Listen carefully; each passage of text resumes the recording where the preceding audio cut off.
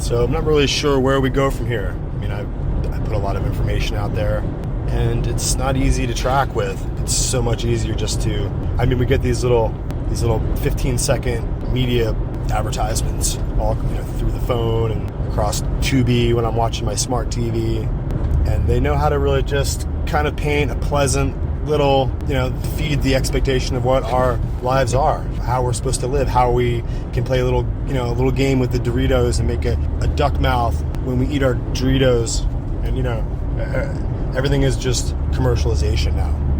And so it's really the end of the sacred. And I remember when we were listening recently to Dr. Hansen recently, and he was talking about the monastery of the mind and the final place within ourselves where we can only reserve our real and true and utmost and heartfelt consideration, those things that we cherish the most, what we really believe, our real opinion. And when we're alone, how we'll cuss people when we get angry in a true way, just let it fly. And so more and more now that we have these devices and these smart cars, and everywhere we go, our behavior is constantly being monitored. And it's easy to just record all of the moments that you're in the presence of technology to such an extent that we can really know what everyone's really thinking. I mean, do you ever get angry and just cuss a racial cuss out towards someone of the opposite? Well, there's so many different races out there. You could just pick one. I mean, does it make you, when we get pissed at someone who's cutting us off in traffic, are we gonna say something about their gender or about their racial features because we're angry? Just, you don't care in that moment. No one's there to hear you. You can just say what you want, and you're just gonna give them the finger and just tell them whatever. Beep, right? And so more and more in this way, we have to have a pretend life where we get around people and we're polite in line and we all carry on with our little mask. We all try to do what's socially expected for us to do. Social mores, the things that we are expected to take part in. And if it's rude, if it's, if someone's not doing it, if somebody's standing too close to you in line, breathing in your neck, isn't that rude? What are you going to just, what I do? I just turn around and just start looking the other way, right at them. There's a rule that says you have to stand and wait in line, looking at the cashier. I mean, you can turn around and look any way you want. You just do it gradually, just turn around and do a creepy spin real slow and just start to smile. Maybe pop your sunglasses on and bob your head a little bit and just, just stare right at whether 6 inches away. If we just, you just have to just do that sometimes. Sometimes you just have to do what you have to do. And we're all in this kind of fix because people are playing with the dials and messing with the process of us trying to understand who we are in a social way, social norms. And so I think it's strange now. I understand how we are so undone because people have no fixed belief system. I just went past this one church we just drove by and it has a couple of signs out. It says community. That's one of the signs. And the other one says live green. And the other one says mission. And the fourth sign says worship. And you have a little, the accompanying symbol that goes with the nomenclature and the different colors. And really, I'm not impressed with today's churchianity that thinks that, mission and community and worship and living green. I mean, even the pagans worshipped. They had child sacrifice. They worshipped Gaia. They worshipped the earth spirit. Kind of getting back to that now. That sense of just worshiping the earth mother, and just deciding for ourselves. We can look around with our eyes, and we have our little test tubes, and we like to chemically, Scientology everything in the world around us, so that we think that we're in control of nature and the surrounding, the accompanying situation. We can decide for ourselves. We'll go to Mars. We'll control. So we'll be given the dominion over all of nature. It's in our DNA. It's in the nature of who we are when we were created. But now we've taken the capacity for humanity to be humanity and to develop and to have this technological advancements that allow us to use these upper end spectrum of our intellect and to have our information put to a great test and very rapidly, and the wider world population can really narrow down very quickly what's right and what's wrong, how things are working. And so these kind of advancements that are hardwired into our nature, they would have taken place a lot sooner. I mean, we had to have these tremendous bloodlettings in human history. I mean, even in Stalin's Russia, he killed, nearly 100 million people. Those represents billions of souls. So if the earth is an orchard or a vineyard and the people are the fruit, we haven't come to the fruition because there's been a constant killing back, like Margaret Sanger and the abortion program. It really just is focused on people of color. That's what you call people now, right? When you have some melanin in your skin, you have a little bit of a tan, a little complexion, you gotta say people of color, because we're polite. We're not white racists, right? We're not white supremacists. Even though every college campus in the world has to elaborate this idea that we are somehow genetically racist. Just complaining about someone's genes, just breaking the ice with genetically racist, it's just getting over towards calling someone genetically retarded or genetically unfit. You go into the genes, right? And it would be horribly rude for people to complain about people of color's genes.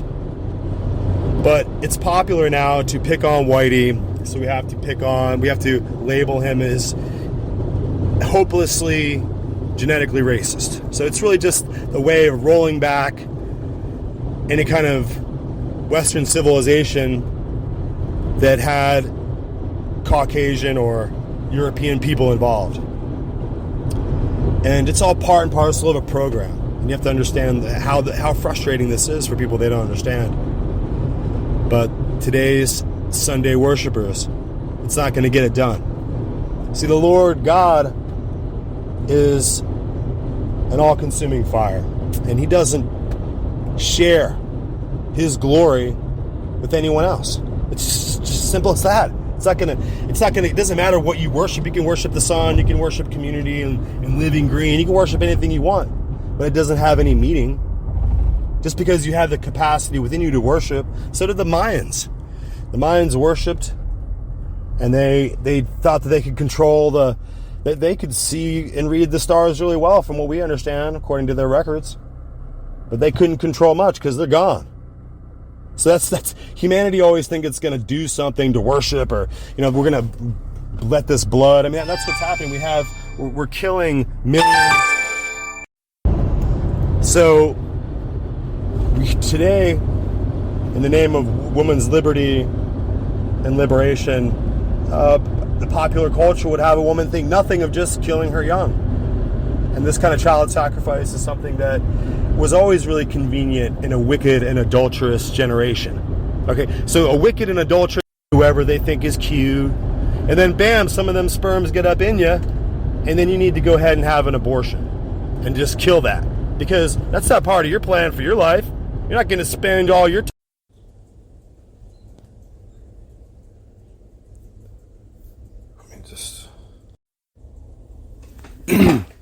You're not here just to spend all your precious time in the only life that you get, your one life, and just raising them somebody else's baby, right? That's not what it's all about. You gotta wear them tight pants every day. You gotta run around and go jogging and just keep up with being beautiful. That's what it's all about, right? That's all that matters, is your desirability. The empty, venile vanity of putting out beauty in the world that somehow someone else might try to be attracted to or try to covet or try to hold on to or be drawn to. Having men rubberneck in line at store trying to stare at your tight pants, right? Isn't that what it's all about? Doesn't that give you such gratification? Being desirable. Having the form and comeliness and the shapeliness of some kind of natural state that causes other men to want to stand near you or whatever. It's all this kind of empty nothingness and a soulless way to live.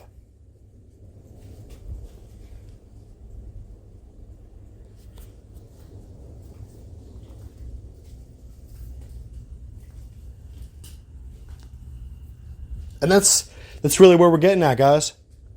We're getting to a point now where the way that our entire way of life, our entire culture is for sin. Everything we do is to try to enrich ourselves and put more Federal Reserve banknotes in the bank so that we can go spend it on our sin. So we can buy even tighter pants. And even more luxurious cars. So when we drive by, they'll see us in our car, our luxury car, and we'll just zoom by, and then it will be like on the commercial, and we'll be so desirable. The status symbol will be so great. It'll mean something so great about me if I have this kind of vehicle, like in the rap song. So that our entire way of life, everything we do, every hour we spend at work is just empty and bereft of any true substance or meaning. It's completely vain. It's completely debased in every way. Just like it says in the Bible, that the sowing, let's see, the sowing and the reaping and the farming and the commercial activity of the heathens is sin. It's all sin.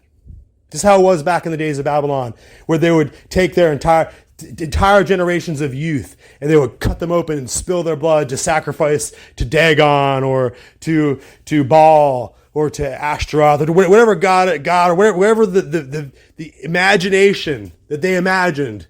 They would just stand up some kind of deity in their minds and decide, well, this is what the thundering deity wants. We have to sacrifice our children. And that was always convenient. That wasn't a real sacrifice for them, just like it isn't now. It's not really your beloved child. It's just some kind of like embryo. It's not even a human yet. Just abort it. Sacrifice, get rid of it so we can move on and keep on having sex. That's what it's all about. It's just about the orgasm, right? Just getting off. Squirting our body fluids on somebody. Right? Porno. The porno culture. Isn't that where we're at? Nothing can interrupt us from going for our jog in our leotard pants where, people will get into bumpers, get tailgate each other and get into car accidents trying to stare at my tight pants. I'm not going to have a big old baby bubble. I'm going to get rid of it, kill it, or just abort it. That's what it is. It's not really killing anybody, right? We don't have to think about it. It's not murder. I mean, you're not responsible.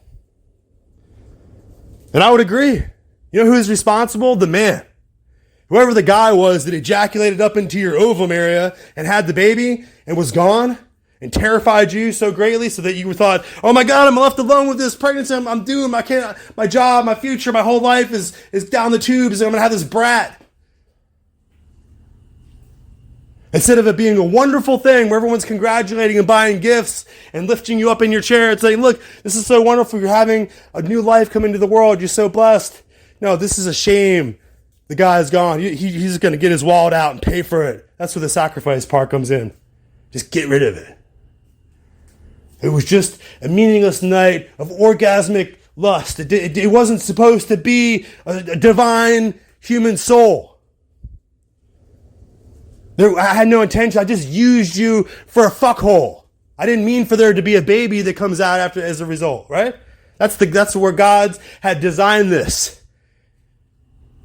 We have these sexual urges pushing us and driving us. That's how these families are created. That's how we love our wives. But not you, wicked and adulterous generation. Not you. Not homosexual generation. Not transgender generation. You don't need any wives or marriage covenant. You don't need none of that. You just need an orgasmic experience that you can kill a baby and then just not think about it again. Until a couple more hours, whenever the hormones build back up in your system and you need to do it again. That's all it is. It's like, well, it's like when a dog smells your butt. When you come in the house, you push the dog away like, what are you doing? Don't smell my butt. Just pure urge. I have an urge. I have to take care of it. I can't have any kind of baby growing up and having their urges. I can't have a baby coming out, pooping everywhere with diapers, and I can't taking care of those babies are screaming when they're hungry. I got my own urges. I got to take care of my own lustful needs at all times. That's it. Everyone else's lustful needs can go to hell. Every other baby that tries to come out of my sexual lust, I'll just kill them so I can keep on having my sex. So I'll be interrupted. So all my sexual urges and all my desires, everything I'm trying to crave for in life and my few brief moments here on the planet, go around the sun a few times, 50, 60 times, and you're done, right? No, this wicked and adulterous generation is not going to survive this. We're not going to get another chance. You don't get to come back from that. That was you. All those abortions. We heard about one lady who had 17 abortions. That's 17 baby daddies that thought that just murdering the offspring, the byproduct, was just to keep on going, just so he wouldn't ruin the shape of the lustful figure of the woman, right?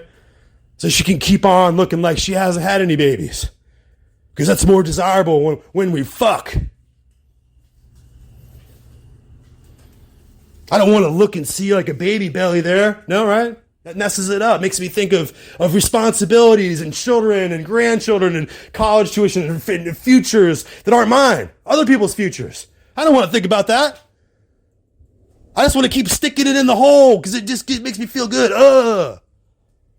That's it. That's all there is. My firsthand experience. Everyone else can just get out of the way. Everyone else is just a rape victim, a fuckhole, useful sexual urge for me. Isn't that where pornography comes in? Just look at it and throw it away like a mushy tissue. So I've been spending all this time trying to do my podcast and teach people about ancient occult history and the ancient chronology of Freemasonry and the wicked pagan system of syncretism that came in and started to control religion and manipulate and control the world. This evil impulse, this evil spirit that operates in the world. It just turns you into a sexual entity.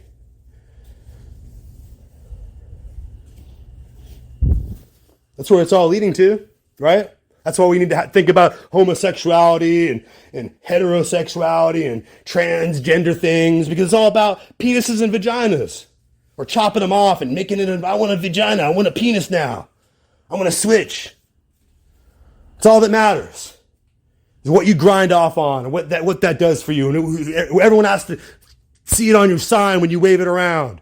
This is what I do with my genitals. Nobody cares. I'm so sick of hearing about people's sexuality. It's just becoming just disgusting. It's morose. It's morbid in the extreme. And half these people, when you look at them, they're talking about their sexuality. It looks like they don't need, that's not something they should even have to think about. They're wretched.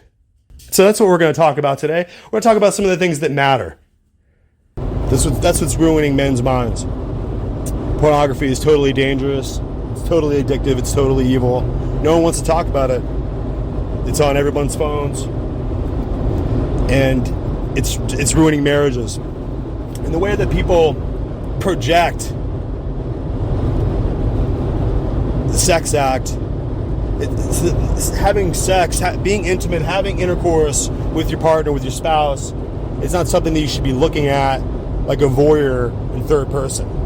Like peeking through the window, watching on a TV screen, watching people. We shouldn't be seeing other people have sex. We should be having sex with our spouse and our partner And it's something that we're engaging in, and it's wrapping around us because your face is in her hair and her face is against your neck. And it's not something you can watch from an outside point of view. And sex isn't to be watched. It isn't a show. It's not something that we're supposed to be performative, bouncing a certain way. And when the pornography leads to the perversity and other areas and immorality and the lack of moral commitment. So it's just cheating. It's going to get you cheating. And it's going to ruin your ability to walk with the Lord. And look, I'm just like any other man. That's why I got to bring this up. And it talks about when we go to worship the Lord, lifting up holy hands. Well, think about your hands. What have they been doing with your phone? How holy are your hands now? That we have to go back and rethink the way we're doing this. Because our God requires an absolute commitment from us, not just some kind of like pansy game. They're feeding to you Sunday worship the way that you pull up and get Egg McMuffins at a McDonald's drive-thru. Everything is all preset. All the pews are preset. You got the hymnals. Everything is preset for you to just come in and take it. But in order to find the real worship of the Lord, you're going to have to go and look in the book and see what the Lord requires from you. And you're not going to find a commercialized, cookies cut, air-conditioned, little like building all set for you. You're going to have to go and find out that the Lord is not in there. He's not in Sunday worship. All the churches are doing it. It's part of the World Council of Churches. And you get in these international organizations, all these international institutions that have come in and they've decided if you want to have your tax exempt status, you're going to do it a certain way. And this is what's acceptable. And of course, it's a tying up with the Vatican, with Romanism, and with the worship of Sunday, the way it has been for many thousands of years before the time of Christ. Even King David and Solomon had to realize that the worship of their God was going to be separated and put us and set apart, not part of what the world system was doing. Egypt and Babylon and Greece and all the different Phoenicia, the Mesopotamia, they were all participating in one organized program of worship, which was worship of the sun god, astrotheology. Their priestcraft would worship the sun and the moon and the stars. And if you go and look in your Bible, the God of Abraham, Isaac, and Jacob, the God of Israel, required that his people not worship like that. They were not to worship the sun and the stars and the moon and all those things, because those are the things that God made. They were just dust floating around. They were not to put their worship into those fallen, material, mineral, dead things. But they were to worship the true God. You got to go look at the commandments. You know your commandments? Well, we don't need to be under the law of the Jews anymore. That's wrong. The 10 Commandments were set up for the people of God, for the people of Israel, and they were set up for all the Gentile and heathen nations, and they were set up forever. They're not going to go away. You're not going to go and try to worship Jesus at the cross and get out of those commandments. People are like, well, we don't really need to follow that. Yeah, one of the commandments is you shall not murder. You will follow that commandment. You're not going to go do murders and then be like, well, I don't need to listen to that because I got Jesus now. No, I don't hear you. That's bullshit. You're a liar. Don't come and lie. You're going to go into the pit if you do that. God had set up and ordained his worship for all time. And if you don't believe that, you need to go and read it. He said it himself. It's not going to change. It's never, ever going to change. Those 10 commandments are going to stay the same. The fourth commandment, that's what we're getting down to. The fourth commandment is the day that we worship God. His day is the Sabbath day. The seventh day of the week. The day that he called for all people everywhere to rest. It's the rest day. It's a blessing from God to man. It's the day that said that he rested himself. It's his seal. He sealed that day. It's his day. It's Saturday. Saturday is the worship. That's what the Jews are on point with the calendar because they know it. Even the Muslims understand the difference between this thinking because they have a wholly different day that they like to worship on Monday. And they understand that Rome's Pope Day is Sunday, and Israel, the Jew Day, the Bible Day is Saturday. And it's always going to be that way. It's never going to change. You're the one who's trying to change it. You're the one over there sitting on the Pope's knee with the Vatican, and you guys have in your church now, you have the little sippy cup with the wine and the little wafer because you're starting to do communion. This is not the teachings of the Bible. You're not going to go find Yeshua teaching you to do communion. That's some Roman thing. That's some kind of Pope thing. That's not going to get you anywhere. Those are works salvation. You need to worship the Lord on Saturday. So you're falling away is going along with watching the Netflix, going along with the pornography. They have the little cuties show. It's disgusting. It makes me puke in my mouth a little bit that they have these, that they're pornographizing, they're doing the porno to the little kids now. And they're teaching the little kids about homosexuality. These kids don't need to know any kind of sexuality. They don't need to know what adults do in their private time. These are little kids. Don't sexualize these kids. That's disgusting. That's sexualization of the kids. That's going right into the schools, and it has to do with this wicked and fallen generation that is worshiping Pope Day, worshiping Christmas and Easter with the little Easter eggs and the little bunny rabbits, and it's just all pagan now. And that's how Rome would have it. Rome had it all pagan. There is no Christ in there anymore. Well, we have Christmas. Christ is in Christmas. No, Christ is not there either. That's a lie. Christ is in the name Antichrist, right? When we talk about the Antichrist, his name is there, but is Christ there? No. So don't tell me Christmas has something to do with Christ. That's a lie. You're lying. Do not lie like that. That's important not to lie. And even if you don't know the difference, then you're telling lies in an ignorant way because you think that it's the truth. How perverted are you that it goes right to do with the little cutie show on Netflix and the pornography and this pornographized generation?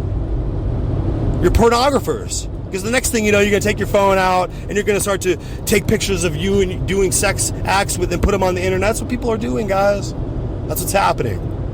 And if you will not turn that off, the Lord himself, he said, if your eye causes you to sin, you better just gouge it out and throw it in the fire because you don't need it. You're going to end up in the lake of fire. And look, I'm in the same boat. I'm not trying to give you a hard time. I'm in the same boat. I better watch out what I look at. That's why I'm frustrated. I got to go home and I cuddle with my wife. I'm so glad to have me and my wife so that I can have somebody to be with because I have needs. And you know what I mean? And this generation, wicked and adulterous generation, is just all about with the Dallas Cowboy football cheerleaders and with the tight stringy butt underwears. And it's all about perverse sexualization. And listen, women are very beautiful. But that's not going to last very long. That beauty goes away very quickly, and these kids are coming up, they're getting younger and younger. And if it's all about just carnal beauty and physical lust and meaningless, empty beauty, you need to go back and read Song of Songs. You need to go ahead and read. Solomon called it out. He pointed it out himself that beauty is vanity. It's vanity. And if you have built your whole self-esteem and your ability to make men look at you and lust after you, and built that all up in your physical flesh, that's just vanity. That's going to just go away. You're going to end up in the end just like all the other older women, just because you have to have some kind of soul there. You better have a real connection with your man, or else he's just going to go to the younger ones and get his needs met. And where does that leave you? Where did all your beauty and your power over men with your tight pants going to lead you then? You need to have something more than just carnal beauty. That is not going to last. It's not going to be sufficient. It ends. I'm 42. You can see where it leads. It just leads to emptiness and sorrow. You need to cover up your beauty and find a man who sees your face and sees who you really are. Those lower chakras, we have the chakras that go down. You need to focus on your eyes and your mind. That you have to have a connection with your man in your soul, right? You have to have a soul mate, or else you're not going to have anything in the end, but just a bunch of babies. And then when you're running around with all these different kids and you're trying to date another man, it gets real messy. And that's what everyone's trying to save you from. When you have your virginity and you have your beauty, this is what I tell my daughter. You have your beauty and your virginity, you better just keep it. You better not just give it away to some guy who's just coming by who wants to just try to like grab at you like, fat guy trying to grab a donut. You understand? That doesn't work.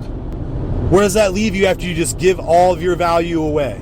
in your purity. You need to save that for your husband. You need to save that for that soulmate. Isn't it going to be wonderful when he comes and meets you and sees you and he holds your hand and he finally realizes that you haven't been with anyone else and you're in love and you're going to be together for the first time? That's amazing and special. And you don't just go give that away.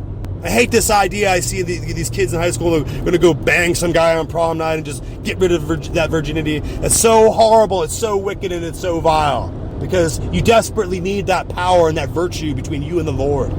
You need to save that and ask the Lord to bring you that right man who will be with you until your dying day. So a man who will kill for you, who will bury bodies, who will do anything for you because he loves you, because you're the one thing that he has from the Lord. So I would just try to encourage you guys out there. Listen, these men, that pornography, a lot of you, speaking of myself, we're not going to come back from that. You're not going to be able to unsee it. You're not going to be able to get that out of your minds. It's going to ruin the way you look at women for the rest of your life. Women, the way you look at men. They're not down there. That's not where the man, he's up here at the top of the chakra in his eyes. Stop looking down carnally at a man like that. Man, stop looking at women. That's not your wife. That's someone else's daughter that you're trying to stare at. You need to think about that. Would you like that if somebody went and stared up and down at your daughter, trying to peek up into their clothes? That's just that's what pornography has done to this wicked and adulterous generation. It's really just truly sad. And over here I see these over in the Vatican there, I see these child molesters, these child man raping the little boys. Bernard Karrick, all these guys. Look at them now. They're like 87 years old. Their body is completely dead. All that lust and all that acting out in little children, it just stained them. They should have walked a pure life, and they should be old men now, getting ready to meet the Lord, having had all that sexual lust just kind of dried up and gone out of their system, because now they're 80 years old, and you no longer have those kind of sex instincts, those sex drives, and that your body getting a hard on all the time. That just completely leaves you, and now you're just able to focus on your thoughts with the Lord. Imagine having lived a carnal, child raping, pedophile lifestyle. And now you're 80, no one's caught up to you, no one's cut your head off or killed you or threw you into prison, and now you're going to have to get old in your bed and die and go and meet the Lord with that sin on your conscience. What are you going to do about that? How are you going to get that clean off? You're going to be like, well, Jesus, forgive me. I took communion. I said my 7 Hail Marys, so I'm clean now. How the Lord is going to come and deal with you. How terrifying is it now for these individuals of Bernard Karrick, who just spent their entire lives on lust?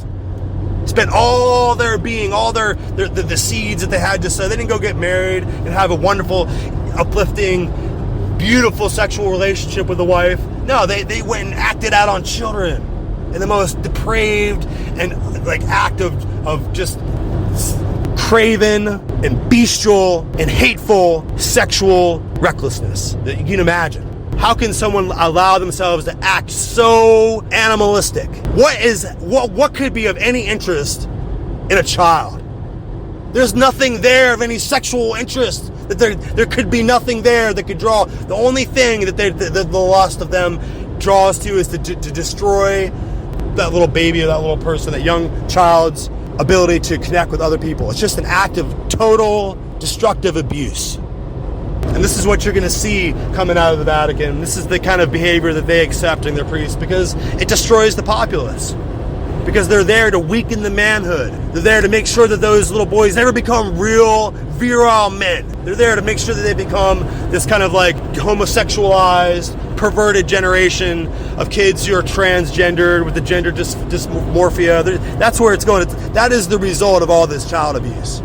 When the parents are just going to open up to it and accept it and engage in it, because everyone's just acting out sexually and adulterously with everyone else. And you know what? After a while, that sexual desire gets real twisted. After a while, that perverted need to just penetrate someone, or to just sexually use someone to get your needs met, to just orgasm, or to just spread your little DNA squirt on somebody. That's what it's all about. Eventually, that just dries up and dies. And you can't be sexually intimate anymore. That's what the end result of all this sin is going to lead to. You need to stop doing it. You need to have a healthy sexual relationship with a woman. And if she can't have sex with you every single time you want, then you need to wait. You need to bring her some flowers. And you need to go ahead and do the dishes and do the things that are required for her to feel intimate with you. A man is going to be able to have sex all day long. It doesn't mean that woman is going to, that's not how it works. You need to save up yourself to go be with her. You're not going to be able to go find some other sexual partner, some other adulterous, fornicator to go and just ejaculate your semen on them, and so you can go away and feel, oh, the urge is gone. I can go about my business. It is frustrating. It is hard to just go around without having your sexual urge taken care of. I guess if you just have to, then you need to take that onto yourself. You need to go masturbate alone in the closet somewhere. Do what you got to do to manage yourself. But you don't put it on kids, and you don't look up pornography and stare at women who are. What's up with those women? What's up with those pornography women that are sitting there like that? Have you ever thought about what happens to them after you're done jerking off and you just go and turn off the phone? And what happened to that lady? You ever think about how many of those porno actresses commit suicide? Maybe the one that you're looking at who's got herself all spread open, doing God knows what with God knows who, she might have already committed suicide. You might be looking at a ghost of a dead woman who left the videos of her mentally neurotic lifestyle, and it's usually drug-induced. A lot of the porno you're watching, it's drug-induced. I've been around enough to know. I've seen enough drugs. Back in my day, I took drugs. I can see when the people are lit up like that, and they're really, really super fucking high, and they're having sex with each other. They don't even know who each other is, and they're not even in control of themselves anymore. They're just acting out in the most base and perverse, animalistic way, like a dog who just comes in and doesn't know any better and starts humping on your leg. That's just gross. Nobody wants to see that, but it's in us. It's in our human nature. It's in our desire to hump, to rut, to fuck, right? I mean, but this is what it's about. This is a podcast. We're talking adult stuff here. This is what it is. But you have to manage yourself. You have to manage it. Keep it in control. You can't let it just rage like a burning fire and just everything you look at, you just want to lust after your neighbor's wife, and then, just lust after the neighbor's kids, and lust after the neighbor's farm animals. Where does it all end? We already learned this lesson. You need to go back and look at your Bible and Sodom and Gomorrah. These men, they turned away from the natural, healthy affection towards a woman, and they wanted to have this kind of this base, reprobate, carnal sex with each other. Listen to me. If there's not a woman involved in the sex, it's not sex. Guys, we already went over this before. Okay, I'm not trying to bust the balls of these homosexual people. Hey, look, if that's what's in you, you can't bear to be with a woman, and you just have to be with a man. It's really psychological. There's really a psychological issue there. Nobody wants to talk about it, but really, what are you trying to make up for? What are you lacking that you need to have a man instead of your counterpart, the woman? Is this something? A problem there with your relationship with your father? Well, what's the problem there? It's really the ultimate narcissistic masturbation, because you're really just lusting after what you have. If you're saying that you want to be with a man, when you look down every morning, when you go to the bathroom and you hold your wiener and you go pee in the toilet, that's a man. That's you. So if you're wanting to have sex with another man, you're wanting to really ultimately just have sex with yourself, the image of yourself. It's narcissistic. Nobody wants to talk about it. It's rude. I could get sued. People will tell me that I'm a hater.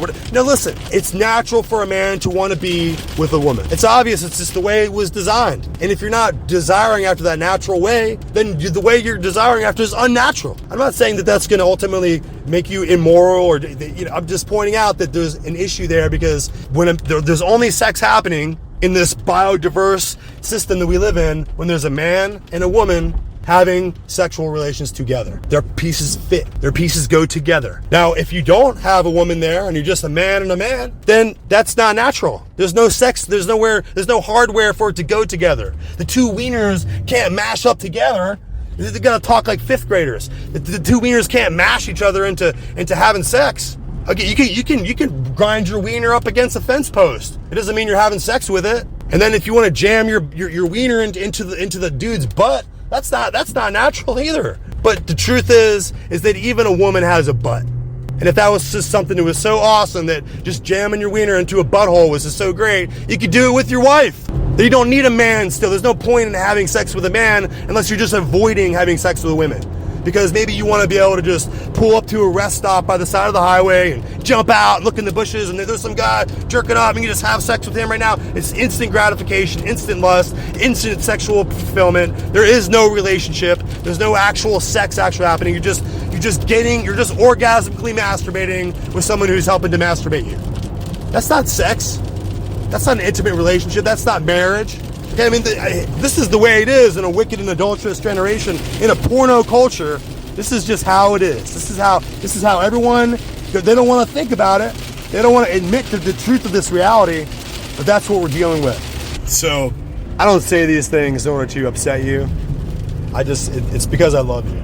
That's why I'm saying these things. Because I can see how people are struggling, how they expect to meet up with what the culture is throwing at them, and when they participate in the culture in every way, and they engage with what's supposed to be acceptable, and they dance the Beyonce dance, and you watch the football game, and you look at the Dallas Cowboy cheerleaders, and you do all the things that the culture says you should be able to do and be fulfilled, you're left empty, and you're left with a depraved, darkened, jaded heart. And look, I'm someone who has struggled with all these issues we're talking about, just like everyone else. So maybe, hopefully not. Maybe you're someone who's been wise and hasn't had these issues. Trust me, just leave off from that. Pornography is very addictive for men, and it's very destructive, and it has everything to do with whatever you're seeing going wrong with any man at any given time in this culture. It doesn't matter how he tries to carry himself. If a man is someone who periodically and regularly looks at pornography, you can tell. It's obvious. It's obvious when they're not being disciplined by their need to please and be with a wife. When they're just going out to the bar and smashing pussy, right? Isn't that a respectful way to think of it?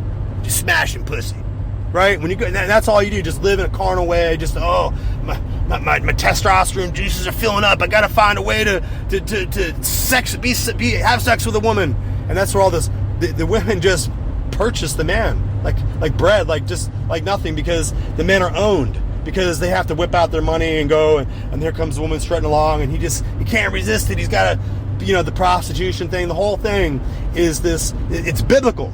It's epic. It's the nature that we are struggling within us, and you have to recognize it was made for a purpose and for a reason. And if you don't get it right, and you can't get this area of your life right, you're never going to be happy. Your life is going to be totally screwed up, and you can't give in to that urge. I'm never going to say anything about women, because men want to complain about women and aren't doing this and prostitution. No, it's all on you, man. It's all on you. If these men in this culture would get their shit together and they wouldn't be out there at these strip clubs, there wouldn't be any strip clubs. If there was no clientele coming into these massage parlors, they wouldn't be there. Okay, these men are bringing themselves down, and they're really just making themselves look bad. And the whole man franchise is being ruined by these carnal, lust-filled idiots who can't keep themselves under control. And if you can't keep yourself under control with a massage parlor, you're not going to be able to keep yourself under control with the pornography. And if you can't keep yourself under control with the pornography, you're not going to be able to keep yourself under control with your neighbor's wife or kids or the animal crowd. It goes all the way downhill, man. It goes all the way downhill until you ruin your ability to be intimate and be sexual in a real, true, and spiritually edifying and renewing way. A way that when you're with your wife, the way that builds you up and builds her up and helps you to evolve to your next stage. Because pretty soon, the juices, all the hormones, all the erections, all the swollen glands, it's going to go away. It's just going to drop like dust on the ground. And you and your partner better have something there that was more than just orgasmic, more than just sexual pleasure based, because that's going to be gone. It's not going to connect with you anymore when you watch, even me and my wife, we're going into our 40s and we watch all these just ridiculous movies where the actors sit on and start making out. I don't need to see the actors actually physically almost have sex, where their body parts are together. We got to put a little sock there. It doesn't matter. That the people are basically experiencing the intimacy. I don't need to see that, right? I don't need to see it. Because it's not something that you want to be visually stimulated at all times. It becomes raw. It becomes painful. It becomes something that is not exciting, but it shows you how weak and fragile and ignorant the people are who are engaging in this wicked and adulterous generation. And that's what's happening. That's what's going on all around you. That's why nothing makes any sense. That's why the politics is so ruined, because it's all poured out. That's what this whole thing about pedophile and adrenochrome. When you get to the part where you're just eating the blood of the kids, you're just like basically like a zombie. You're no longer having any pleasure at all. Okay, you're no longer having any pleasure between your legs. All of it has become totally dead. And that's what's so sad. Instead of just living into your older years, having a nice, emotionally fulfilling, beautiful connection with your spouse, all you're having is dead soul, dryness. And if you look in the scriptures, the Lord discusses this in detail. But you wouldn't know anything about it because you don't read your Bible, right? That's just going to interrupt game time. It's time to go golf. It's time to go on the boat. It's time to go, get all the other lady folks popped into their G-strings and their little bikinis. And nobody's swimming, right? Nobody's going to swim, but we got to all have our bikinis on and pop our body parts out, even though we're getting older and it's really just kind of like losing its whole thing. But don't cover up though, right? Get all the women together to all have to wear bikinis. I'm not going to have my wife come out and hang out with these people when they're all like trying to do some kind of like bikini show. Like, it's bullshit. The way you're living is bullshit. And it's weak. So now that you're getting old, you're going to keep up with the weak shit? Listen, you need to cover it up. You need to be a grown-ass man. You need to put the porno lifestyle away. And you need to decry it like I am. I'm decrying it. I'm kicking against it. I'm not going to accept it. I'm going to rebel and fight with all my energy against it because I don't like what it does to me. I don't like how it ruins my relationship with myself and with the Lord, and just it makes me part of this group of wicked men over here that just go around with their dicks pointed everywhere they go. And I'm just sick of that shit. I'm sick of being a part of a culture like that. I'm sick of watching these people go in and pretend like they have Christmas presents on church, and you don't know God.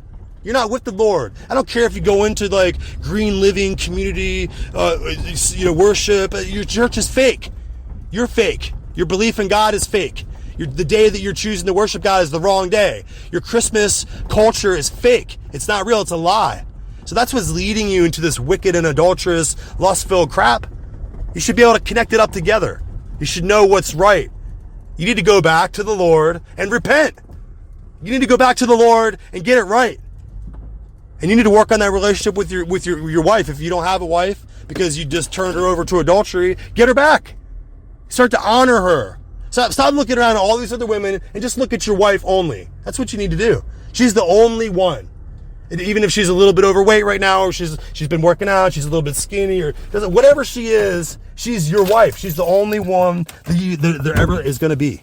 That's the fight you should be having. It should be epic. Your relationship with your spouse should be like profound. People should be talking about it. It should be legendary love. But now you get all dried porno, football culture, dead. You get dead sex, just all lust drive.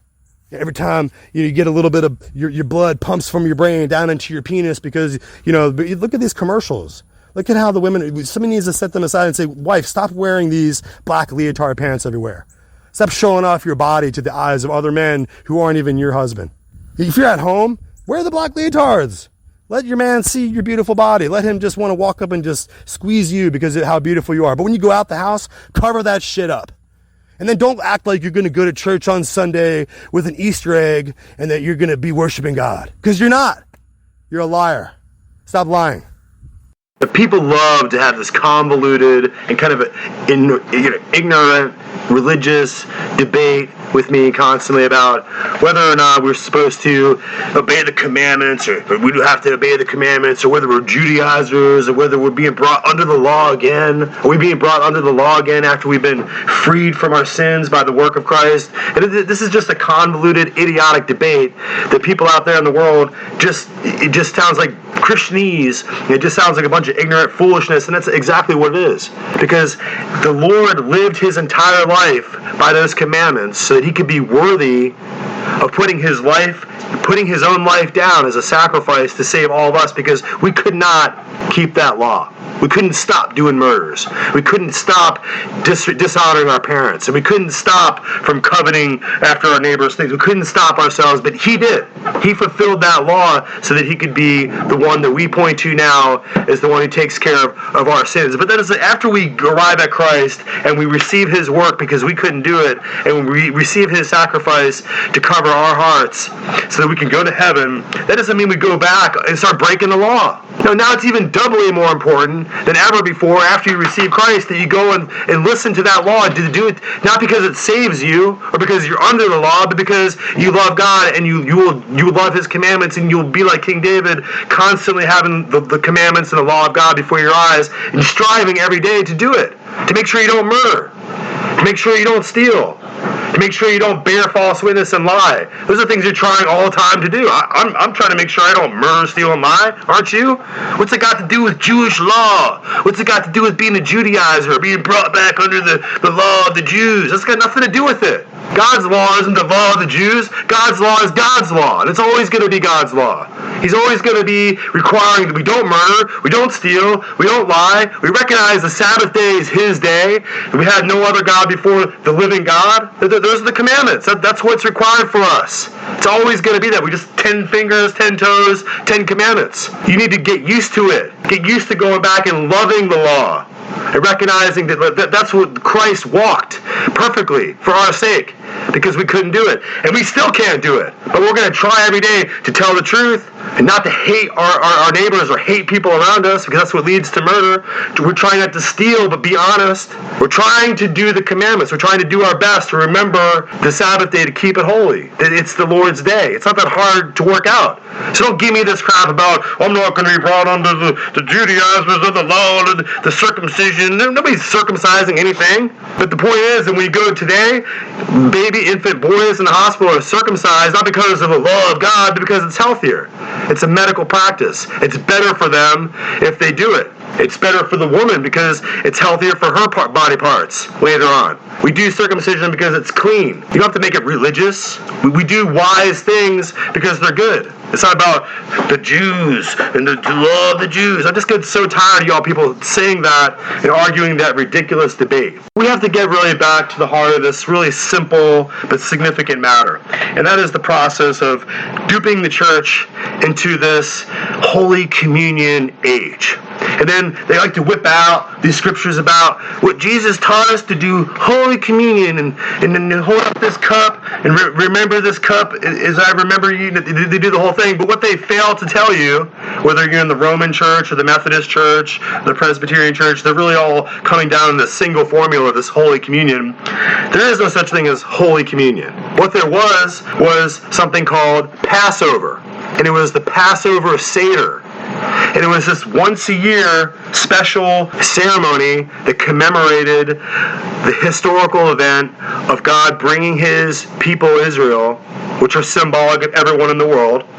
But he chose this particular tribe of Israel to be his special people and to show all the other people of the world, all the other Gentile nations, even us now throughout history, he showed what it is to be in a covenant relationship with God. So these were the people that he led out of bondage and out of slavery and out of captivity, because God was the one who was going to free them all from slavery. He was the one who ended slavery. He was the one who hated slavery so much and hated the bondage of people so much that he made sure he broke the back of Egypt. And this is what we call the Passover event. When the angel of death passed over Egypt and many people died, and the people of Israel were let go out of that captivity. And it really was the breaking of Pharaoh's stubborn heart that God broke Egypt and he broke Pharaoh and he set his people free. And this is the special supper. This is the Last Supper. It's not Holy Communion. It's a once-a-year date. It's an actual date on the calendar. We know precisely when this date occurs, so that every year the Jews actually celebrate the Passover tradition. And this was the exact time when Christ was crucified. This was the exact Last Supper that he was participating in, where he said, "Do this like me. I'm doing this, you do it also." And this is what he did. He didn't have a special communion wafer and a little tiny cup of juice, and every single Sunday they went into church and had the Last Supper and practice it like it's some kind of like ritual that we do every week. That's incorrect. Just like everything else with Romanism, Easter, Christmas, and all the other wicked holidays that the Vatican comes up with, the Holy Communion is bullcrap. Okay, so what you're witnessing is that Christ is showing his people, I am participating in this very important Passover dinner with you, and I'm exemplifying it, and I'm carrying that tradition on. So if we're going to say that we want our lives to be like Christ, and we want to represent and emulate the things that he did, then we need to understand what those things were. He didn't teach them to have a communion wafer and have a little glass of juice and do this in remembrance in me. He was letting them know that when you carry on the Passover, this isn't just for the Jews, for Jewish religion, this is for all people. The Jews are passing their tradition that they learned and that their experience they had in history with God, and they're carrying on those practices and the remembrance of that throughout all time, and we should participate with them, just like Christ did. We should participate in those same exact holidays because we need holidays. We shouldn't just make up some frivolous Roman Saturnalia cult crap and practice it and try to slap Jesus onto it. We should actually practice the things that Jesus practiced. He practiced Passover. He did it fearlessly. He knew that they were going to kill him, but he did it anyway. And he said, do the Passover in remembrance of me, because I am the Passover lamb. The lamb that they used in Passover was symbolic, but I'm the real Passover lamb. So you can't have this knowledge pass over you and get stuck in Romanism and going into church on the wrong day on Sunday with a little tiny plastic cup of juice. That is a fake and frivolous way to approach your Savior. That's a really ignorant and foolish way. Well, I go into the church and I sit in the pew, and then there's the guy up there, and this is what he tells me. And you need to figure it out for yourself. You're the pastor and the priest. You're the king. He's the King of Kings. You're the little king. You're in charge of understanding this for yourself. So don't go and put it on the pastor. Those pastors are stupid. Okay, they're practicing something. They have Christmas trees in their church.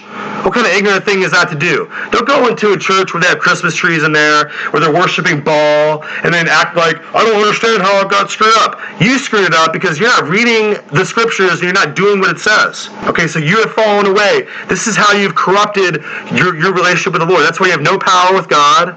That's why your kids are becoming homosexualized, and the debasement of your entire culture has taken place in your politics and in your economics and in every single way in the institutions of higher learning, and in the news media is lying to you, and your enemies are over there building huge warships. They're coming and aimed directly at you, and in your harbor where your warships are at, they're being burned and subverted, and your military is being attacked from within, and over the Pentagon they have critical race theory that they're forcing on all the brigadier generals, and your culture is going down. It's time for you to look into your book, to go back to the Lord, look at the scriptures, and find out what's going on. Do not practice these fallen practices. Do not practice rituals in church on the wrong day for the wrong reason to the wrong God. And then act like the Lord has got to accept it. He doesn't have to accept it. You need to go back to the scriptures once again, just like Cain and Abel. God did not accept Cain's worship. He accepted Abel's worship, and he rejected Cain's worship. You are worshiping like Cain. God rejects your worship. It doesn't mean anything to him. It doesn't matter how many times you dance around or shake your tambourine or throw Federal Reserve notes into the plate. All your money, all your worship, all your noise is corrupted if you will not do it the way that God requires. He requires you to remember the commandments that he commanded. The 10. The Lord said, don't come to my Father when you're going to just cast off my commandments. Don't tell me that you love me if you won't remember my commandments. That's the words of Christ. Don't go and worship falsely and expect God to accept it. He's not going to accept it.